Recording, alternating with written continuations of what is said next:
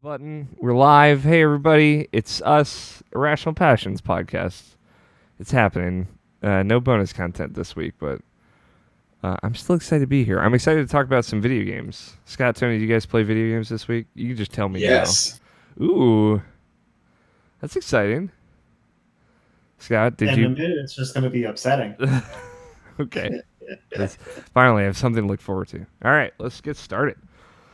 It is Saturday, August 31st, 2019, and you are listening to the Irrational Passions podcast.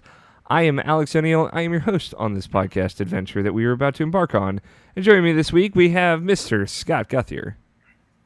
Hello. And Mr. Tony Horvath. So, And Mr. Brian Nobshin Jackson. Pazoned, motherfucker! And we're all back together. The family is reunited once more. Much like last year, we had a nice little weird combination of 3 or 4 people for a while. And here we all back together again. I feel whole. I feel complete now. Tony, I just miss you so much, you know? yeah, I know. You know how I get. Out of control. We got a good show lined up for everybody. It's going to be... my goal is short, sweet, and to the point. It's going to be all about video games all the time. Let's kick it off with a little bit of housekeeping. The big bit of housekeeping I want to throw out there for this week is RPG University, which is like the kind of reimagining of Professor RPG, Scott White on the irrationalpassion.com website side of things. He had a column where he would do kind of guide-like things for RPGs, for big RPGs coming out. Now he's turned that into a conversational podcast where he's going to sit down with a new guest every other week and talk about one of their favorite RPGs of all time. Not just Japanese RPGs, Western RPGs, tabletop RPGs, et cetera, et cetera. It's going to be really exciting. First episode came out this week. It was Scott and I talking about Tales of Vesperia, and it was a great conversation, and I had a great time doing it, and I think it's a good intro flavor to what he's trying to do with that show. And kind of what he's trying to bring out of folks with it. It's cool. It's called RPG University. Should be on all your podcast services by the time you hear this. That's like the only housekeeping bit I had. And in breakneck speed, my hope, let's talk about video games. That is my turnaround time to video games for this podcast. Time to game conversation. Greetings, welcome to Video Game. Is hopefully under 2 minutes. Let's start with you, Tony. Tony, you said you played some video games this week. Played League of Legends. Holy shit! Mm-hmm. How is it? How is Aurelion Sol? We haven't gotten Trash, the update. fucking They ruined him. god-awful. Don't tell me Yeah. that. Come Yeah, on. the changes came out and he's fucking god awful. So I don't know. They like already released a thing that's like, you know, you've seen a lot of feedback from people and they're currently very like significantly underperforming. See if people like learn it and get better at it or whatever, or if it's actually just a fucking travesty. Yeah. Do you think that you could get better at it, or is it like this is bad and I don't It's like this? I could, but it's not. So here's the thing. That's not the issue. It looks not fun anymore. Yeah. That's what I got away from like looking at it. I was like, he's probably blowing the whole thing out of proportion. Then I saw the change and I was like, hell no. I don't even play this champion. I'm not picking him anymore. Yeah, it's like there's no point to pick the champion anymore. Damn. He does the same job as several other champions now, but he does it worse and takes longer and is harder to play and riskier to play. So why would you ever take those risks and chances when you could just pick a better champion that does his job better? What about Yeah. your Aurelion Soul cult that you're in? How do they feel about it? It's like, so there was a poll that was posted, and out of 10,000 people who voted in this poll, 70% wanted the changes to be reverted. Jeez. So yeah, and that's just people who are tuned into like looking at that stuff. Yeah. So who knows on a broader scale? But those are the people I don't who think care there's about ever been like a rework or something come out and like the response of the people who play the champion has been that's like that against it. Mhm. There have been other like reworks that have not done well, and reworks that have been reverted. Normally, it's like like the win rate of the champion drops like 3%, which is a lot in League. but like and the pick rate goes up a bunch, and then over time it kind of just stays around there. Aurelian's win rate's down like 7%. Damn. So it went from like 54% and a 0.2% pick rate to like a 10% pick rate and a 40 something percent win rate. So more people are playing, but he's not doing as well. Yeah, I mean, but that's just because people want to try it out. People are gonna play it and be like, this did not make him approachable when before he was not approachable, and that's definitely true. Like he's not the easiest champion to pick up. And that's one of the things. He's the one super unique champion. There's no champion like Asol, where with pretty much every other champion in the game, you can be like, oh yeah, X champion is kind of like this other champion. Like Thresh is kind of similar to Pike, who's kind of similar to Blitzcrank. Yeah. No, I remember hearing about him and like seeing what he's done and like hearing you talking about him. He seemed really cool. This is just a bummer. Yeah, it just kind of sucks. Hopefully they don't keep it. But what they're gonna do probably is just boost his numbers up really high so he does massive damage. Then people will be like, wow, this is satisfying to play because I annihilate everything. And then his win rate will go back up, and then like 3 months later they'll nerf him again. But no, all of the people who actually care about the champion will have moved on by that point, and he'll just be a bad champion. Damn. That's my guess. This is the rise and fall of Aurelian Sol happening on this podcast. This is my favorite serial on this show, is the story of Aurelian Sol and Tony's relationship to him. Hopefully it gets better. Indeed. I'm pulling for you, Tony. Hopefully they change it back. Or at least do a better job. Yeah. What else? So with League, I've been pushing really hard to try and get to the next ranked bracket. Last season, so last year, after not playing League for a couple years, I got out of silver into gold and stopped. And then this season, I got back into gold in I don't know, 4 days of actually playing the game again.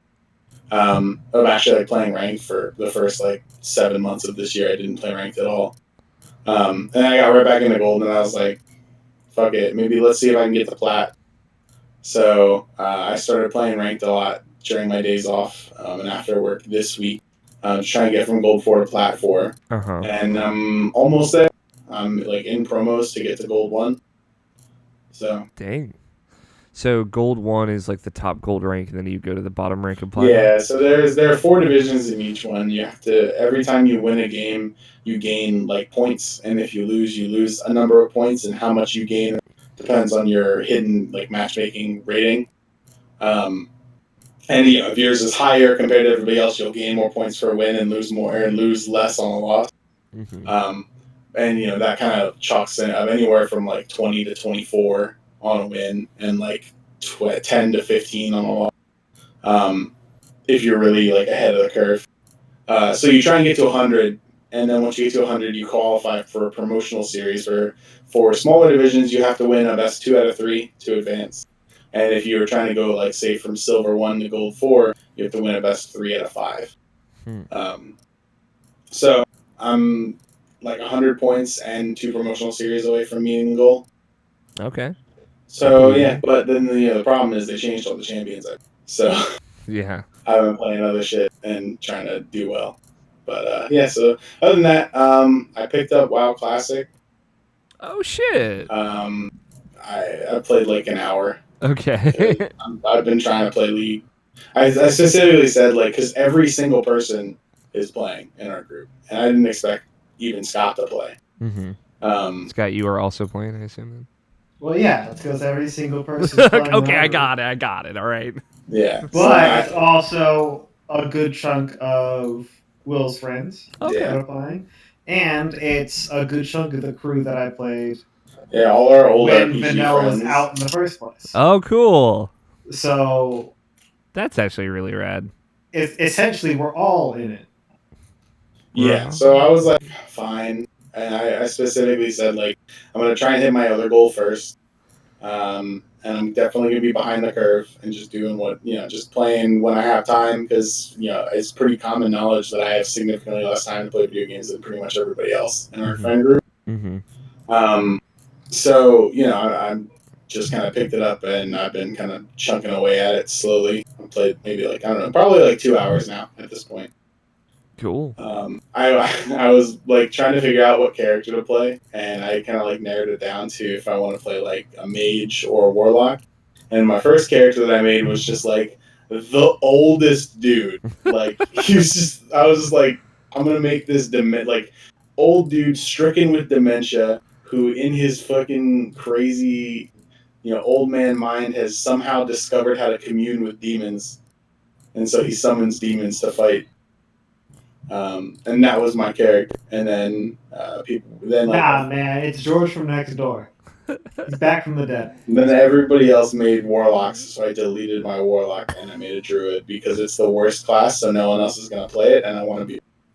Hell yeah. Well, Are you still an to old also man? be fair, the original point I made to convince him to play Druid Mhm. is it doesn't matter what everybody else ends up in. He will have a spot.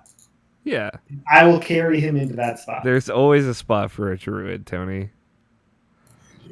He's like I got the weird I guy got at my bear parties. form almost. Ooh. I'm a level 10 druid. I remember my first World of Warcraft character was it was like a ranger dwarf. Like, I don't know, he shot I guns. made a hunter first too. Yeah, hunter, yeah. And I remember just spending hours in like the snow fort or whatever where I started, and I was just miserable. And then I don't remember. I tried again. I made a new character for Burning Crusade as one of like the blue dudes, I think. But Draenei. a Draenei, yes. And I also Fucking tail lizard. I didn't have a good time then either. You should play some classic, dude. I'm thinking about it. No, you shouldn't play I classic. probably It wouldn't is- like it. Is the thing? It is not for you. Yeah, I'm like, I'm already preparing myself to play Final Fantasy 14, and like that's a big If deal you for me. try classic though, do not make a class that uses mana because that will push you away from the game very quickly. Yeah, I remember that.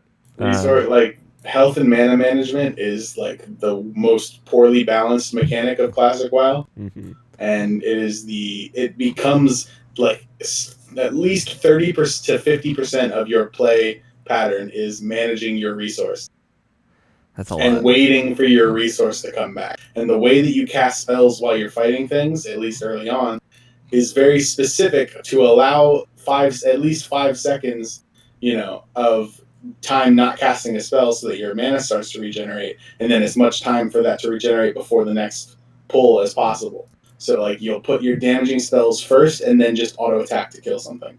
So you're just specifically so your mana can come back enough to keep doing. Jeez, It's that's about what I remember. It's all micromanagement and stuff like that. So Got it. yeah, a lot of the stuff that they kind of just eliminated because they weren't fun mechanics are all back. And that's what I've been telling people about classic. This is what people wanted.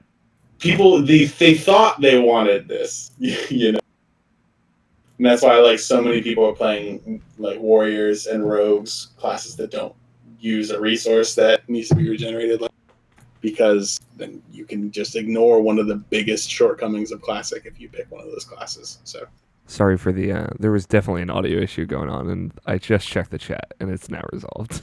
welcome chat to Irrational Passion. Yes, Irrational Passion podcast, where I always forget to turn off some setting on this thing or that. Yeah, it's weird. Alex kind of sounds like a chipmunk today. All right, please don't tell me you're being serious. I'm not. Okay. Just the whole time. you've been Every fucking out single with the time. chipmunk. Just hanging out with a fucking chipmunk again. Yeah, dude. I don't know. WoW Classic, I appreciate for how hardcore they went into it. You know what I mean? Like, all right, we're doing it. We're fucking making all problems and all. It had been done before, Yeah. Like people had put up private servers that are just classic WoW. So it's cool that it's officially supported. Yeah. But That's mostly what I mean. Yeah. And it's cool that a lot of people are jumping into it and seeing all the nostalgic conversations about it and whatnot. I think that's fun. Anything else you've been playing, Tony? So Oxygen Not Included. I talked about that a couple weeks ago. Yep. Still playing that. That game's still good. Mm-hmm. I'm holding off on Fire Emblem still, just because Okay. I don't have the time to just fully dive into that game. Yeah. And I'm like soon going to make like a furniture purchase that will make it more comfortable for me to use like the big screen TV that I have in this room. Good. And I would like to experience that game in full comfort instead of sitting at a desk. Good call. So I'm kind of like waiting for that to play that, and then at that point, it's probably when I'm going to replay Zelda and kind of like do what I got to do, and who knows? Eventually, Persona 5's thing is going to happen. So Yeah. There's close. stuff in the works. Yeah. All right. That's cool. It's exciting for me. Scotty. Other than that, just like a brief experience with No Man's Sky. Just 2 ships passing in the night. Check it out. Popped in, spawned all my ships. And I was like, "Yep, those are my ships." And then I got off of No Man's Sky Okay. because I realized that I still don't like having to collect 1 billion resources to take off every single time I want to take off. Yeah. I have like a capital ship and all that stuff. It's just like, I don't know. I landed on a planet a couple times and it was like, your launch thrusters are empty, and I was like, well, that was fun. So, Well, I guess I'm done with this now. yeah, pretty much. I get that. I feel that struggle to some extent every day. I play Graveyard Keeper, but I keep playing it. Scotty, video games, video Juegos. Mostly just WoW Classic. How do you feel about WoW Classic? Are you having a good time? Pretty good so far. Okay. Problems and all? Well, problems and all kind of goes all around, because every time you fix one of those problems, you're changing up a mechanic in the game, Yeah. right?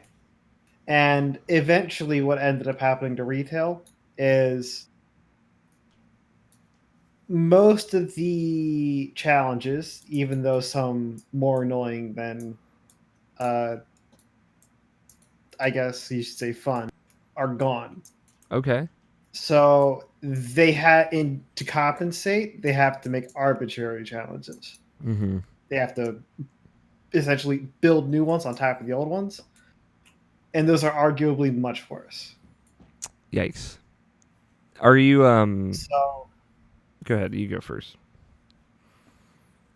I'd say the biggest difference that I'm seeing is there is now a point again to traveling in a group. Okay. That's kind of cool. So there's always this sort of a give and take when you play with other players than alone. Yeah. In retail, that is no longer the case, just because of how they structure everything. But in Classic, it's when you level alone, you can get through each questing zone a little faster because you get more experience per mob, which allows you to skip some of the harder quests, which require a group to do. Mm-hmm. So you could hop from zone to zone like that, right? Yeah. And then in this, it's you're going through a group, you're taking the reduced experience, but they have quests that require groups because you're just going to get your ass handed to you if you do it alone to make up for it. That's kind of cool. And then like you just Right. get extra fun quests to go through as a group. Furthermore, on one hand, it kind of stinks to be a bit behind, but for the most part, it's a bit behind. It has to be more than 6 levels. Yeah. Or roughly 8 hours of playtime difference. Jeez. 6 levels, 8 hours playtime is a lot. Right. That's skewed in the lower levels, but in general, once you at the very least once you hit past 20, that's what that is. Yeah. If you wanna skip past the point where you are no longer helping yourself, you have to play for 8 more hours than everybody else in between the sessions. Yikes. Okay. Specifically 2 level. So it's one of those things where it's there is now enough of an incentive to just play with a group once you've started doing that. Yeah. So that makes the journey, I guess, more together with your friends when you do it, which makes the whole thing more fun. I feel like I in my head, like I always wanted WoW Classic, or like not necessarily WoW Classic, but when I was younger and heard of World of Warcraft to be like that real life kind of D&D feeling of like, you know, you have your group of your party and you're going around questing and saving people and saving I towns always and said whatnot. that's what you were missing. Yeah, and the times that we did, like the one time that we did play together, was fun. I will say, it was just like not a comfortable game for me. I guess didn't quite fit, but I appreciate and respect it from afar for sure. Are you guys all Horde for life, death to the Alliance? Like, We probably should have been, but the rating group I'm going to jump into went Alliance. I lame. mean, in no uncertain terms, the Alliance is a terrible faction in class. All of the races kind of suck, and the class choices are not great. Mm-hmm. And the exclusive class that you get by being Alliance, which is a Paladin, is basically just a glorified buff bot when you get to rating. What's wrong- and also What's wrong with being a buff boy? like You know? lame ass humans and shit. Yeah. And who the fuck ever wants to be a gnome? Yeah, gnome is the one. I can't. I can't with It's that. like just a bald dude with a massive mustache and looks like Pinocchio face. Are the big like Taurus demon looking folks, the big bull guys? Are they? Tauren, Yeah, they're Horde. they're Horde. Yeah. Yeah, Horde is like the Forsaken, which is the undead people. The orcs, the trolls, and the Tauren, which troll is the best race in the game anyway. So Damn. Are you a Yeah. troll druid? no, we're all on Alliance. Oh yeah, that's right. I forgot. Yeah, I had to play. I just like the idea of a troll druid. Yeah. Well, no, the only two races in the game that can be druids are night elves and. So in classic, the class and race choices are very They're very limited, right? Yeah, very limited unless you play a warrior or a rogue. Yeah. Yeah, and basically every class can do it. Every class can be a warrior. One class in each faction can't be a rogue. Yeah, every race can be warriors no matter what. There's one race per faction that can't be a rogue. That's dumb. But the other three can. And then like a lot of them are just specific. Like only one race per faction can be a druid. Only humans can be paladins. Only orcs can be shamans. So it's like it's very specific and very. It was not like they didn't really expect for people to want to have every single combination back in the day. So you have your gnome, whatever. Your gnome druid, my greatest dream. Yeah. Taken away from you. I mean, I guess that's fair. They have to put restrictions on some things, and I guess like World of Warcraft always did try and like, or at least from what I remember, tried to like justify that stuff. Like these people would do these things. But real quick, Nabshin had to step out, unfortunately. But he sends his love to all of you. Back on track a little bit. Why? So you guys wanted to play this one raid group is what ruined this whole thing for everybody else? I mean, that's how it always has been. Roughly. Wherever the majority of people are, that's just where everyone ends up being. And then as that group grows, more people and more friends groups fall into it, and then people are unhappy because they can't play raid. So roughly, I think 6 of us wanted to go Horde, and the vast majority of everybody else, because there's 2 raid groups. There's one with the friends you kind of know, Alex, and there's a completely different one. Okay. Right, and I'm playing roughly with both groups. Okay. That sounds fun. I guess best of both worlds. So they both chose Alliance. Okay. It's one fucking dude in that one group. His name is Alex O'Neill. Made you choose the Alliance. people, essentially us, like we could have either done our own thing on the Horde, or we could have played the Alliance and then split into the different guilds. Okay. Yeah. I guess that's how it goes. To your point earlier, Tony. Some dude always just chooses it for everybody. But as long as you guys can all play together, that's what matters. Do you still have to like choose a server if you're not on the same server? Yeah, you actually, it's much more restrictive in Classic than it was, in the regular servers. Now it's like phasing, if, no matter what server your friend is on, if you're in a party, it'll phase you both into the same server so you can both play. It's not that way. Classic Okay. WoW, the server you're on is the server that you are on. The faction that you're on is non-debatable. Is not debatable. Yeah. Yeah. I didn't know And they added that phasing to modern. I wonder if WoW. they, and this is, I'd have to look at this. It used to be that undead could understand one of the alliance languages.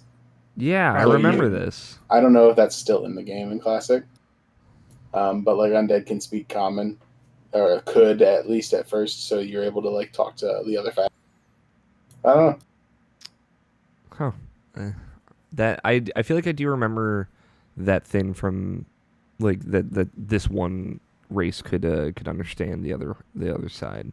That's cool. That's a cool idea. They very quickly took that out. Too. Yeah, of course. But it was like Nah, it's a good idea. I mean, Promise. it had lasting effects on the whole game because back at that time, people were able to translate, certain phrases between the factions because when you say something, the other faction sees some made up language, but it's consistent, so they were able to say like they type this, and then that person would like be like, and because the people that could translate between the two factions would be like, this is what we said. And they'd be like, so this means this and this. That's crazy. You start building like a dictionary. Yeah, I mean, and wow, like every race has its own language. Like if you are playing an elf and you want to only talk to elves, you can speak in Thalassian or Elven or whatever. Yeah. It's just everyone uses Common and Orcish, depending on the faction that you're in. So that was all there. They definitely laid the groundwork to allow for like role playing and shit in the game. So, damn. Is that all you've been playing, Scott? Roughly, yeah. Cool. I played some video games. I got, and you guys I don't even think know about this. It's a bummer now I'm trying to go, but I got an offer I couldn't refuse. Okay. From one Brian Albishan Jackson. He said, "Do you want to go blind online co-op and play Medan with me?" And I was like, "Yes." This is what an honor. To be invited to play an online video game with Brian Albishan Jackson. True. And I know this is gonna bum out some people. They were like, "Oh, I think I'm one of the only other people who's done that." Yeah, I know. It's like a very rare thing. I know I'm gonna bum out some people are like, "Oh, I want to play co-op first with you for the first time." It's like I get it, but I got an offer I couldn't refuse, like straight up. Yeah, this doesn't happen. Yeah, and I like a lot of the people I'm going to play that game with have already played through it in single player, and they're just waiting to play multiplayer with me. I'll be honest with you two. Did not take me long to get one of our characters killed. So I went in not really knowing anything about Man of Medan, only that obviously it's like Until Dawn. It is one of those kinds of games. You're going to be playing as different characters. Choices you make will affect how people live, how people die. And it's like a teen horror movie. These kids are not teenagers. They seem like whatever, horny 20-year-olds or whatever. But that is all I knew going into it. So like I'll say this as a fan of Until Dawn to people listening. If that's all you know about it, go play it. It's worth it. It's $30. It is half price of a full $60 game. It's on PS4, Xbox, and PC, I think. It's great. And it has like a very cool online co-op mode that I don't want to ruin for anybody. But for the people who want to hear more and to talk about it, it is like these 5 people, a very diverse group of people, which I appreciate, go out on basically a sunken treasure hunt. They got this kind of map that leads to a sunken airplane that they do not have the permits to investigate. And then from there, they find another map that leads them to this kind of very haunted situation, very spooky situation. And there's a whole prologue scene that kind of sets up the mystery, like what are the monsters, what is this, what's going on here. And that's like between these two 1940s military people, like toward the end of World War II. So you're on this giant warship, and that is where the main magic happens. But it's very reminiscent of Until Dawn, only that, like, the way I've been thinking about it in my head is, if Until Dawn is like a season of a television show, this is like a movie version of that. It seems like a much smaller story with less characters, that is more front to back. Like, it feels like it happens in a relatively concise amount of time. And Nabish and I played maybe like the first hour and a half last night. But it's these two brothers, Alex and Brad, and then Alex's girlfriend Julia and her brother Conrad, and then the captain, who's this very cool French lady named Fliss. And boy howdy, I got somebody killed so quick. There was like what I like is when you're playing two player, like, people are doing completely different things, which is rad. Sometimes you're on screen together, walking around and talking together. Other times, like, I was up on the boat walking around, and Nabishin was down, like, scuba diving underwater, like exploring this whole underwater aircraft, and I was just like walking around the actual boat that you're spending a lot of time on and just talking to people. So like they have you doing different things, making different decisions separately, and the consequences therein that happen are because of a lot of those things that you set up. And in this case, I was playing as somebody who was running off of I don't want to spoil this necessarily for somebody, but I was running away, and Nabishin actually got a prompt on his end to kind of like interfere, to like cause a distraction that would prevent this person who had a gun and was about to shoot at me running away, to like maybe miss or maybe shoot Nabishin's character instead, and he chose to do something else.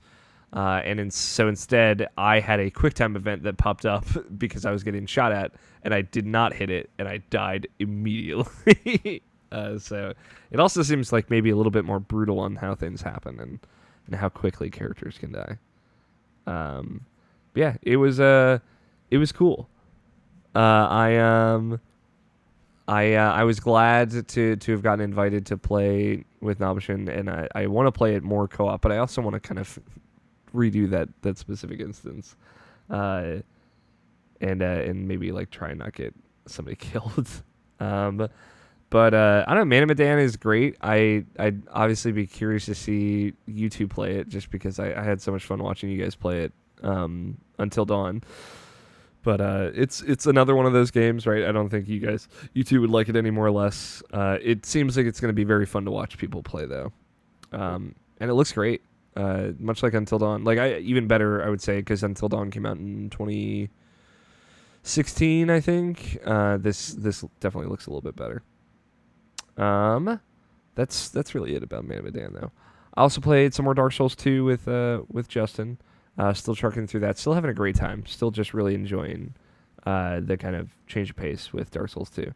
And all the new stuff in that world and that's happening there. And I've been like pretty consistently playing Graveyard Keeper, which I rebought on Switch because I did it through Game Pass on Xbox. So I was like, oh, I feel good about buying this, at least somewhere. And just started fresh over there. I think the thing about Graveyard Keeper is there is like an actual end. It seems like there's a destination that you're kind of like accruing all these items building toward. It feels very like Civilization-esque in that regard. Or even if this is like a very deep cut, so if any listeners out there get this, more power to you. But there are like these GBA Sims games. I don't know if either of you have ever heard of these in DS games, where they were not traditional Sims games where you would make a person and a family or whatever and kind of like watch their lives. I know what you're talking about. Those things were hot garbage. I fucking loved them. You Like, listen, like, don't get me wrong. They were funny as fuck. Yeah. But they were also hot garbage. Yeah, they were not like great video games, but I think like just the loop, the content loop of what they were. You'd play as like a person. I think you made the person, but you just play as the one person, and you essentially have to. You just run through a quest line. Yeah, you just do quest funny shit lines happens. and errands, and like the story is funny. Usually involves like billionaires that are goofy or like mysterious or funny or have weird habits. You're doing errands for people. You're accruing like currencies and you're leveling up and stuff. I would say like some of the quests in this game kind of remind me of that. They're funny too. But it's like I'm in love with this person. Like, but I'm too afraid to talk to them. Like, help me make a love potion. Like, that's something from the Sims game. These are very much similar tier. What was the superhero Ooh, portions of those games? I don't remember. What was that called? I don't remember. I totally know what you're talking about though. They were it was like a numbered series on GBA too. It was like The Sims and The Sims 2 and then Sims like Club or something. Man, those games, I like them for no good reason. But anyway, Graveyard Keeper has weird quests like that. So I think at the end of each, there are like 6 days in a week in Graveyard Keeper, and each day has a sign associated with it, like the male symbol or the female symbol or like a sun, and each of those signs is associated with one of the characters that you interact with, kind of the main quest givers, right? There are other sub-characters to those 6 main ones that will get looped into certain quests and whatnot, like the innkeeper or like the farmer that sells you seeds for your flowers and stuff like that. But it's all about those 6 main characters, and each of them has like an item that you get for getting them to like 100 friendship, and you get like 10 friendship for every major quest step you do with them. So it's like 60 major quest steps to do while also building up all your tech trees and all that. And it's very good. I don't know. I've come around on Graveyard Keeper in a major way. I think it is way too tedious for what it is, but like it is also calming in enough of a way that it makes up for that, kind of like Stardew Valley. And the other thing I've been playing this week, another new thing that I was actually gonna have Mike on to talk about, but and I totally forgot because Mike played and reviewed this game. It's called Control, and I don't know if this has been on either of your guys' radar. It was announced like alongside Resident Evil 2 remake last year at E3. It is from Remedy, the guys that made Alan Wake and Quantum Break, and it's great. I've played the first 4 or so hours of it. It is a third-person shooter, much like Quantum Break was, and a lot of people have a lot of totally reasonable problems with Quantum Break. I myself don't love it, but I really like it. That game was more like it was act-driven, and like there was a first act, second act, and each act was kind of underpinned by introducing you another one of your time powers. And this is more like a Metroidvania. So you are Jessie, and she is, due to some ridiculous circumstances, become the director of this hidden government organization called the Federal Bureau of Control, the FBC.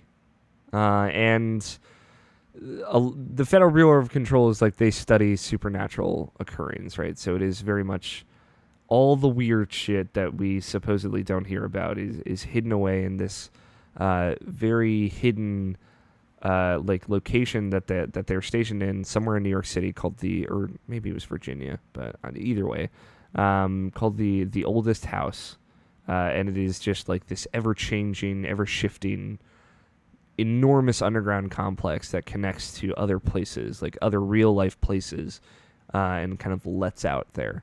And it takes on some of those places' appearance as well.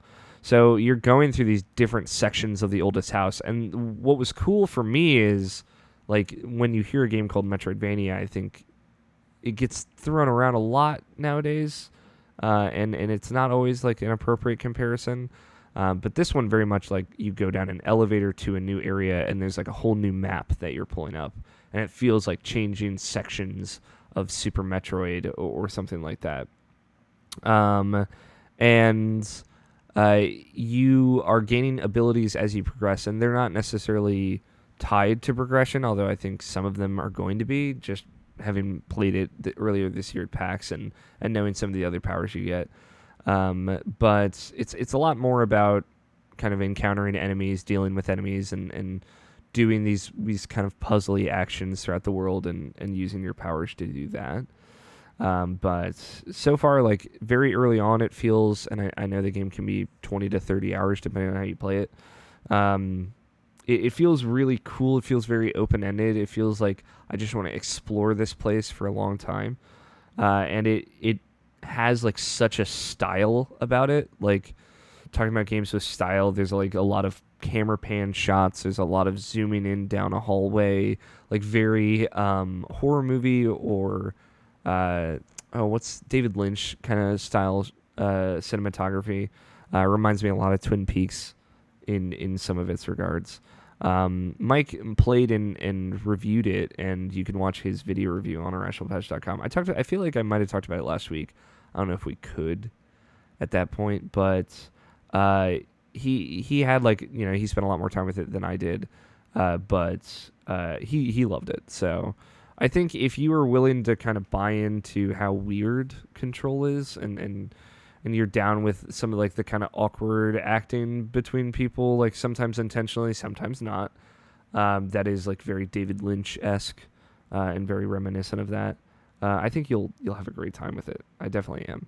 And the more weird it gets, the more into it I get. That's like my major takeaway. But I think that's the only other thing I've been playing. I feel like I tried a little bit more Fire Emblem this week, and I'm still enjoying what I'm playing of it. So maybe I'll play more. I'm getting some tips from some people that have beaten it like multiple times. I see a lot of people have done like multiple playthroughs of this game, which is crazy. I just gotta make time for it.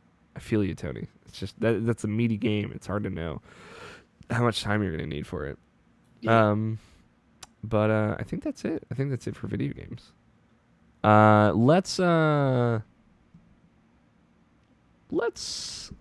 Let's see if we can think of a bet in a reasonable amount of time. That's my thought process right now. I'm trying to think what games come out this fall.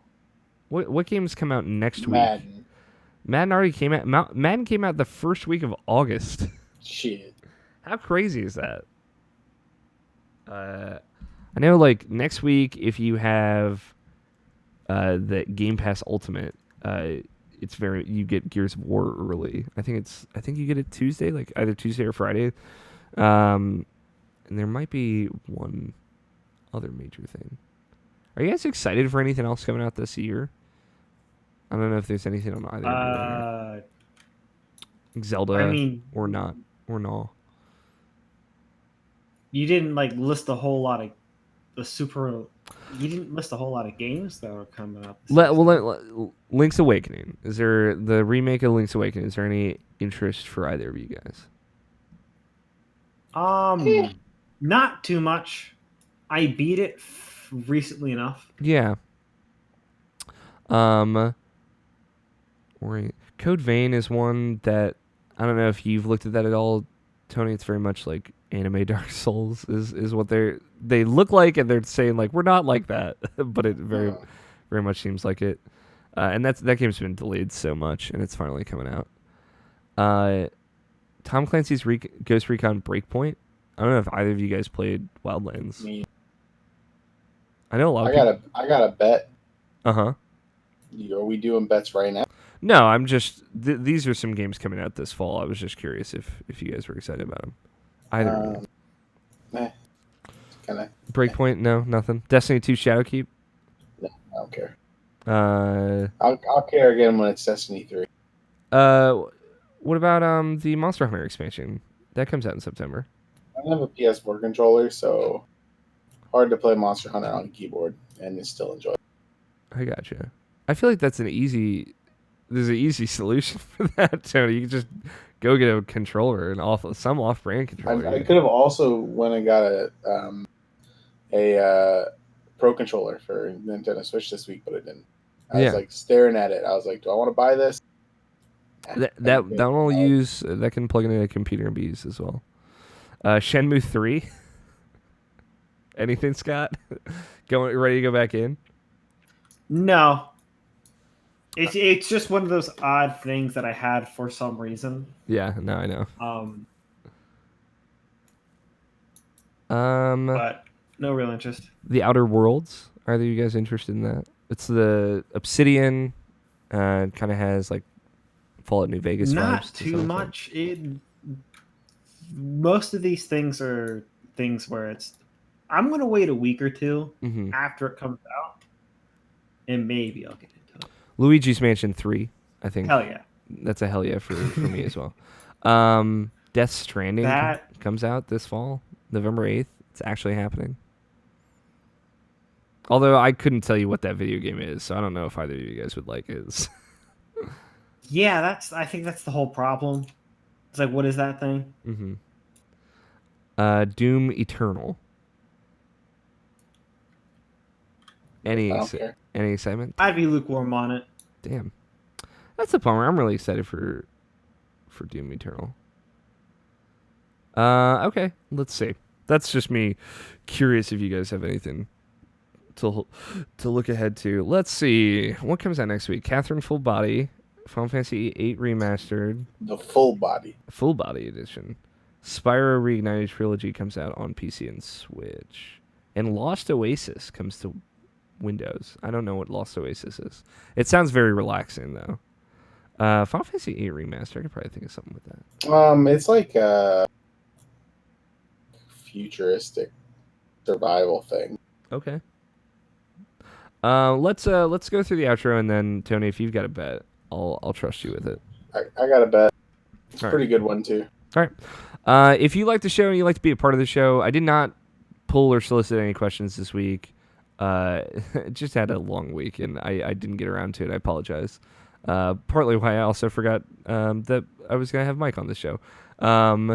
But you can follow the show and the website, irrationalpassion.com, on Twitter, or at irrationalpod.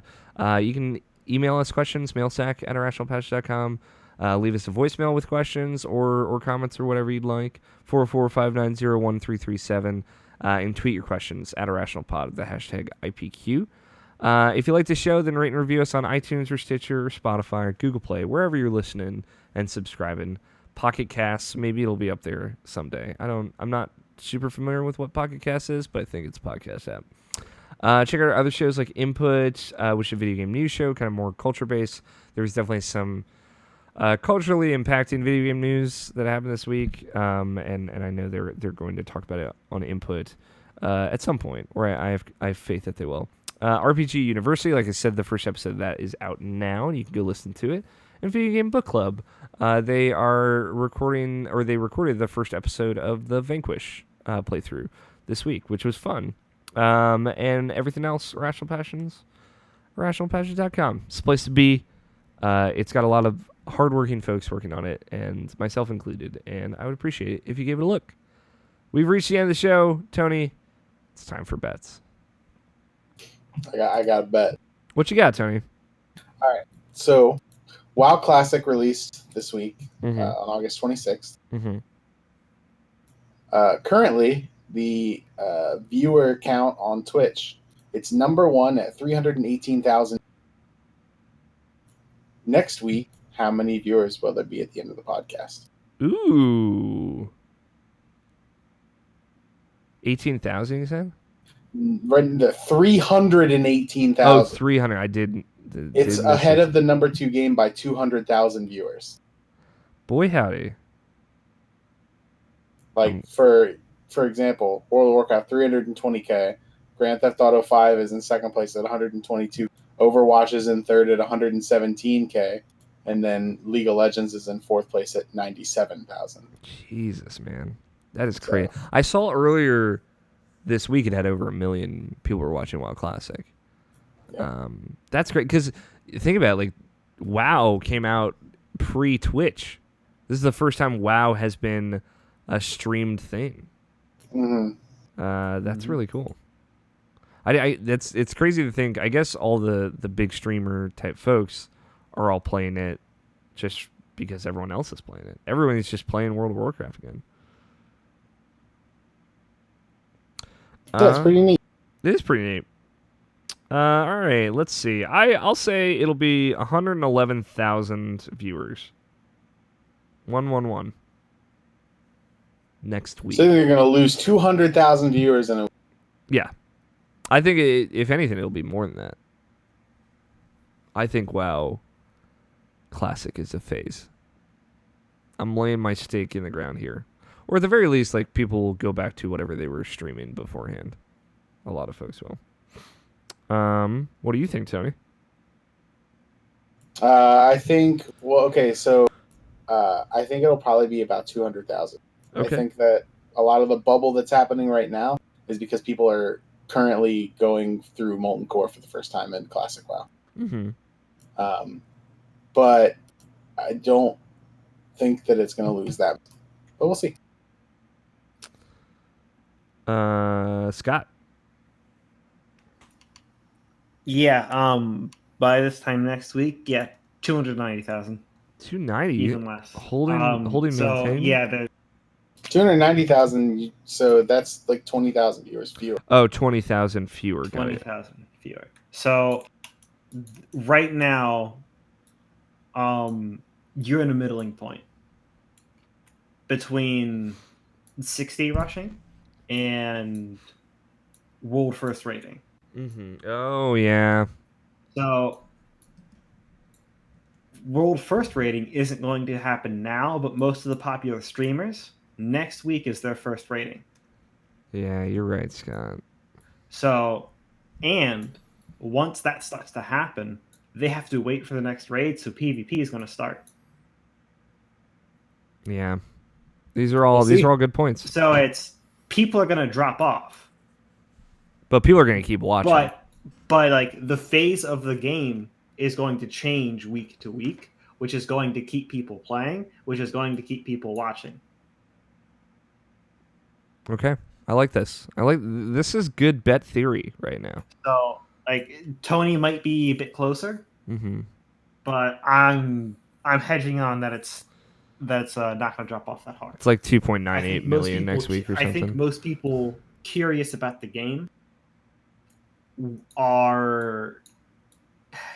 have mostly left. Okay. Have stopped watching. Okay. Last week's bet. Tony, I don't have your write-in ballot for this, so if you want to write in right before we figure this out, that's totally fine. In the launch trailer for the video game Blair Witch, how many shadowy figures will be there? 7. 7. Damn, Scott said 6, so you totally went right above him.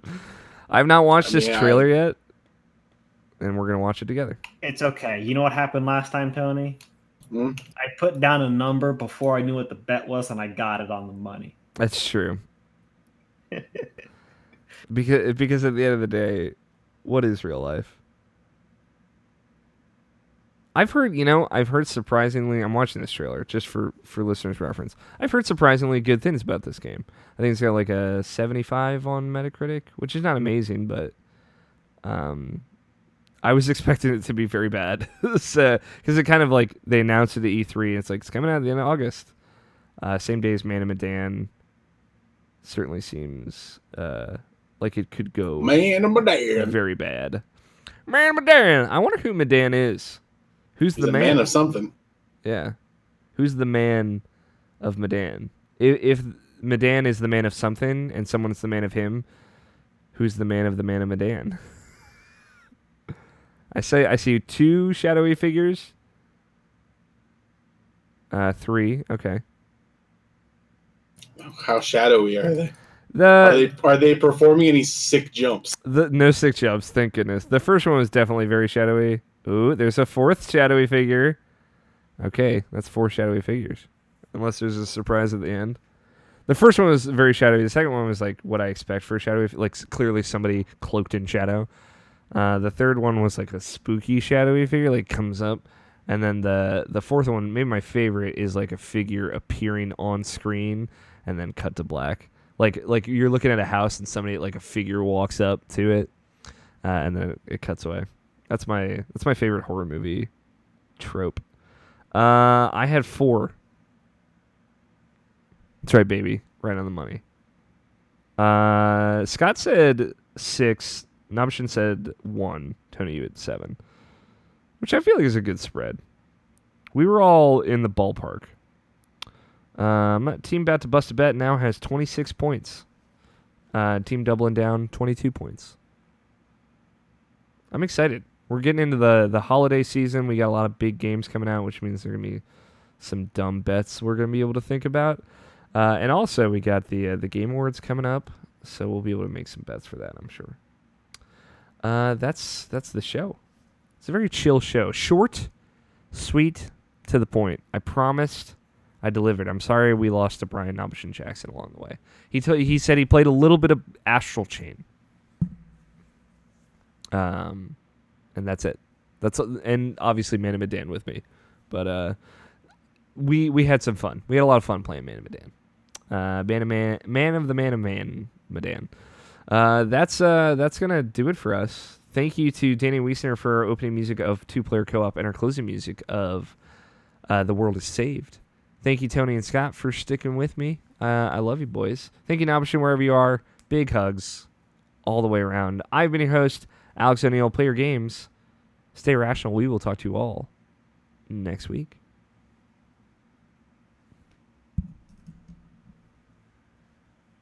Titles?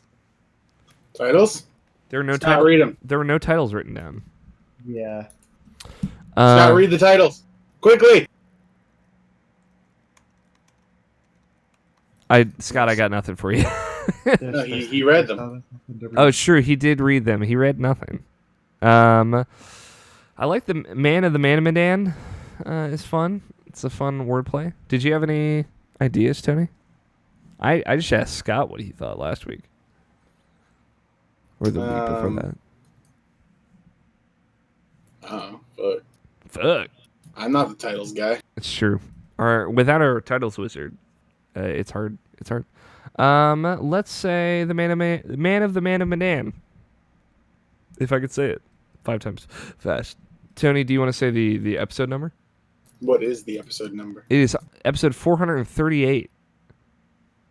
You are listening to the Irrational Passions Podcast, episode 478. 38. 438.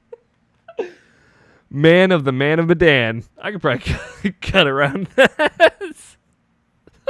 Just leave it in. Just jump ahead 40 episodes. See if anybody notices. Or just start putting out like 1-minute episodes just to get the number up. That's it. Thanks everybody for watching. I appreciate the folks that jumped in the chat and were very kind. And have a good night.